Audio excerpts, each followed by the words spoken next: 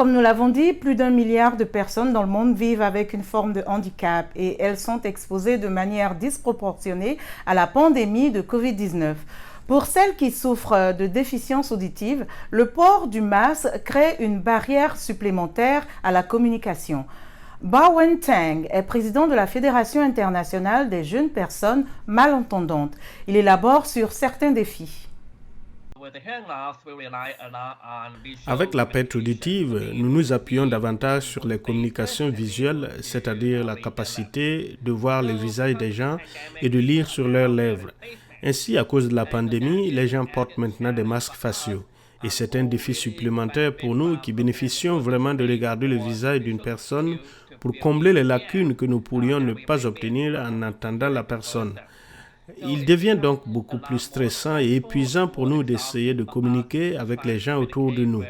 Donc, ce que nous avons découvert, c'est que la plupart des gens manquent de confiance en eux pour naviguer dans leur environnement parce qu'ils sont tellement épuisés, ce qui conduit à un retrait de la communauté et à un impact sur votre santé mentale. L'autre défi majeur est l'accès à la technologie.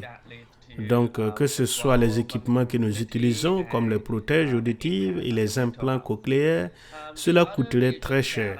Et pour les jeunes qui viennent d'obtenir leur diplôme ou qui sont toujours étudiants, ces technologies ne sont souvent pas abordables pour nous. La seule chose pour laquelle nous avons vraiment insisté, ce sont les masques transparents.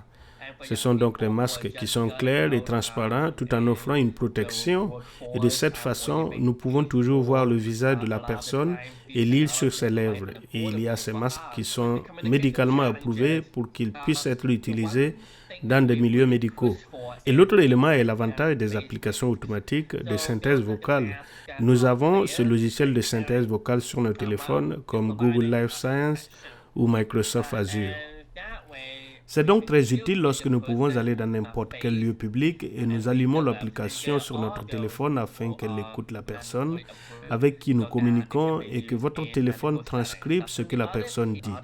J'ai donc un implant cochléaire ici et il est associé à un mini-microphone.